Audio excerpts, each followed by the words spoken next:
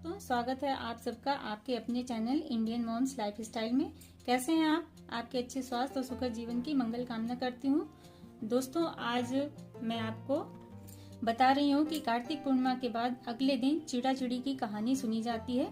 अगर आप मकान बनाने की सोच रहे हैं या फिर मकान बनाना चाह रहे हैं तो आपको ये कहानी जरूर सुननी चाहिए, क्योंकि ऐसा माना जाता है ये कहानी सुनने से अति शीघ्र मकान बन जाता है। मकान बनाने की जो इच्छा होती है वो बहुत जल्द पूर्ण हो जाती है। दोस्तों, पड़वा के दिन ये कहानी सुनी जाती है, यानी कि कार्तिक पूर्णिमा के अगले दिन। कहानी सुनने के लिए घर के आंगन में, मंदिर में या फिर आप घर में कहीं भी कहानी सुन सकते हैं। तो इसमें आटे से एक चौक जो है मकान की तरह से बनाया जाता है। आटे से इस तरह से एक मकान बना लिया जाता है, यानी कि मकान की यह आकृति बनाई जाती है। आप जैसा भी, आप छोटा या बड़ा जैसा भी आप बनाना चाहते हैं, आप अपनी जरूरत के हिसाब से उस तरह से आप मकान की आकृति बनाएंगे। तो पहले आप देख लीजिए इसमें सामान क्या क्या लगेगा। तो ये मैंने लिया है आटा गेहूं का। आप इसकी जगह पे चावल ले सकते हैं या फिर खील ले सकते हैं। इसी से हमको मकान की आकृति बनानी है। और ये खील बतासे लगेंगे प्रसाद के लिए। फूल अगर है आपके पास तो रख लीजिए, नहीं तो इसको स्किप कर दीजिए। थोड़ी सी हल्दी, सिंदूर, रोली और कलावा वस्त्र के लिए। और ये लगेगा आटा गूंथा हुआ, इसमें नमक नहीं पड़ा होगा। और ये दिया और ये मोमबत्ती, माचिस और जल। तो इतनी सारी सामग्री लगेगी। और ये जो है खिचड़ी मैंने रखी है, तो ये खिचड़ी भी दान करने के लिए होती है, आप ये रख सकते हैं। चलिए शुरू करते हैं मकान की आकृति बनाना, कि किस तरह से हमको आकृति बनानी है और फिर उसको कैसे वहां पे बैठ के कथा सुननी, कहानी सुननी है। और ये जो दिए हमने लिए हैं, इनको तिल के तेल से या फिर घी से जलाएं तो ज्यादा अच्छा है, नहीं है तो फिर आप सरसों के तेल से जला सकते हैं। इससे पहले आप जहाँ पे भी मकान की आकृति बनाना चाह रहे हैं उसको अच्छे से साफ कर लीजिए। अगर आप मंदिर में बना रहे हैं तो वहाँ पे भी अच्छे से इसको साफ कर लीजिए। और मैं यहाँ पे टेबल पे बना रही हूँ, क्योंकि मेरा जो फर्श है वो मोज़ेक का है, तो उसमें अच्छे से दिखेगा नहीं, तो इसलिए मैंने आपको दिखाने के लिए मेज पे बना रही हूँ। तो ये मैं ले रही हूँ गेहूं का आटा, इससे हम आकृति बनाएंगे मकान की। तो पहले हम ये बाउंड्री बना लेते हैं चारों तरफ।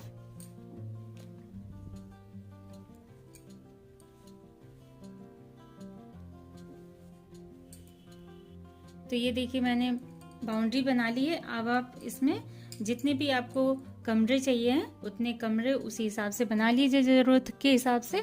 तो ये मैं पीछे का हिस्सा ये छोड़ रही हूँ आंगन के लिए।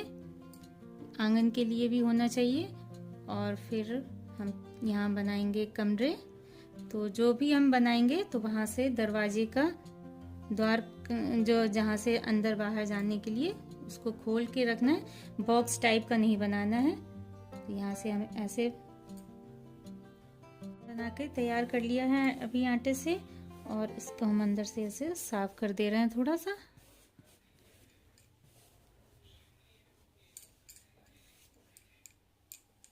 तो ये देखिए मैंने पीछे आंगन बना लिया है।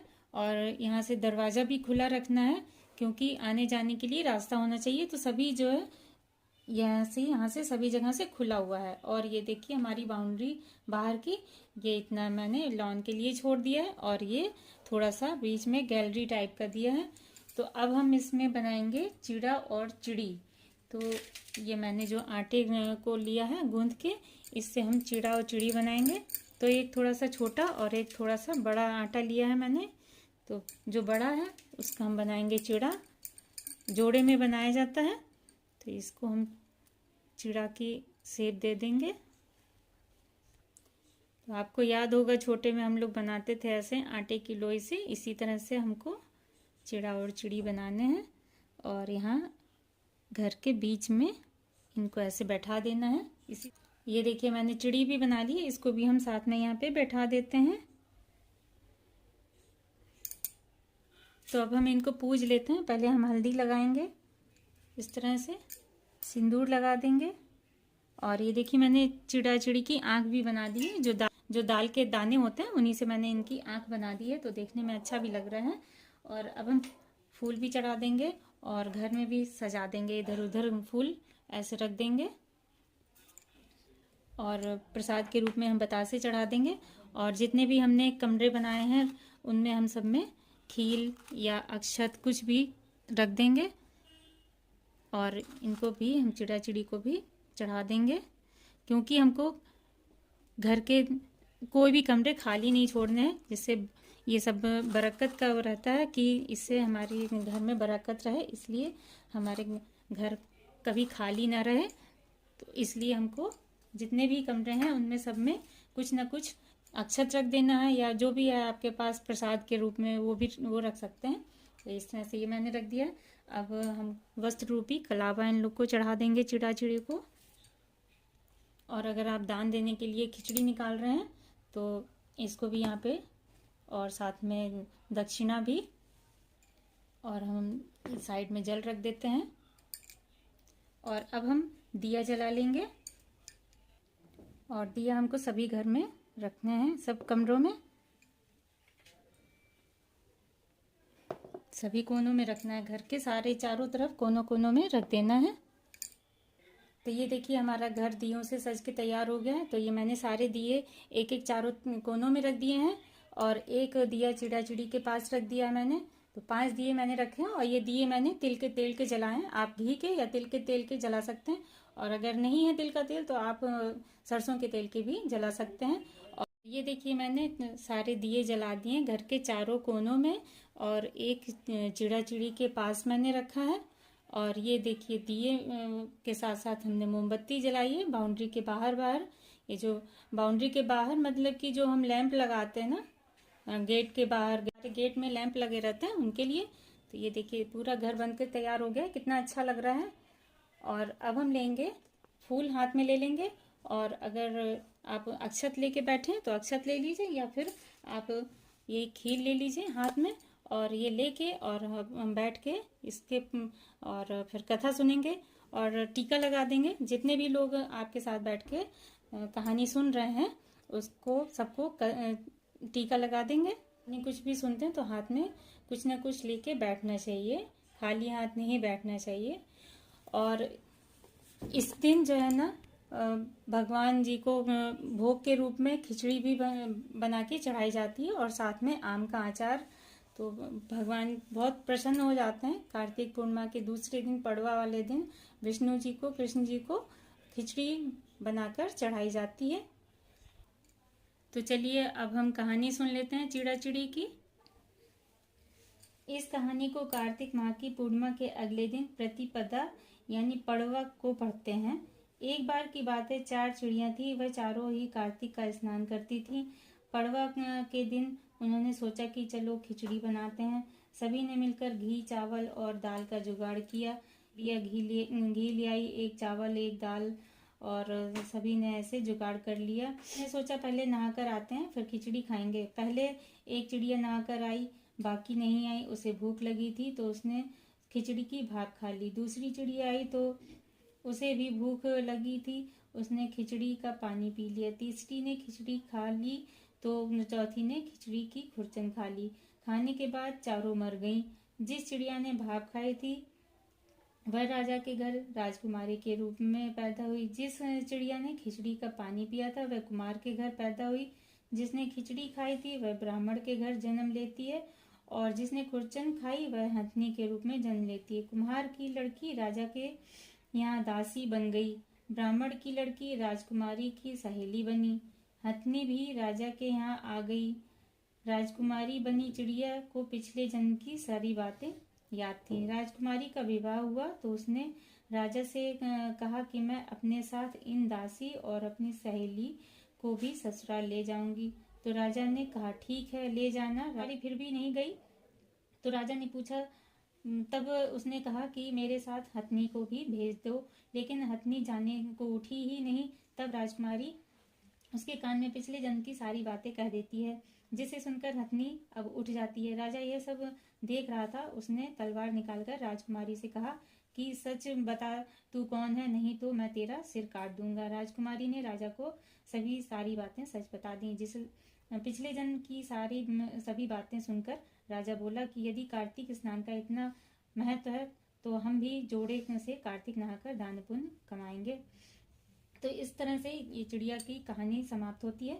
और इसी तरह से और भी कहानियां हैं। जैसे एक है, इसी गांव में एक बुढ़िया रहती थी। वह कार्तिक का व्रत करती थी। उसके व्रत खोलने का समय कृष्ण भगवान आते और एक कटोरा खिचड़ी का रख कर चले जाते। बुढ़िया के पड़ोस में एक औरत रहती थी। वह हर रोज यह देखकर ईर्ष्या करती थी, इसका कोई नहीं है, फिर भी खाने को खिचड़ी मिल जाती है। एक दिन कार्तिक महीने का स्नान करने बुढ़िया गंगा गई। पीछे से कृष्ण भगवान उसका खिचड़ी का कटोरा रख गए। पड़ोसन ने जब खिचड़ी का कटोरा रखा देखा और देखा कि बुढ़िया नहीं है, तब वह कटोरा उठाकर घर के पिछवाड़े फेंक आई। कार्तिक स्नान के बाद बुढ़िया घर आई तो उसे खिचड़ी का कटोरा नहीं मिला और वह भूखी ही रह गई। बार बार एक ही बात कहती कि कहाँ गई मेरी खिचड़ी और कहाँ गया मेरा खिचड़ी का कटोरा। दूसरी और पड़ोसन जहाँ खिचड़ी गिराई थी वहाँ एक पौधा उगा जिसमें 2 फूल खिले। एक बार राजा उस ओर से निकला तो उसकी नज़र उन दोनों फूलों पर पड़ी और वह उसे तोड़कर घर ले आया। घर आने पर उसने वह फूल रानी को दे दिया, जिसे सूंघने पर रानी गर्भवती हो गई।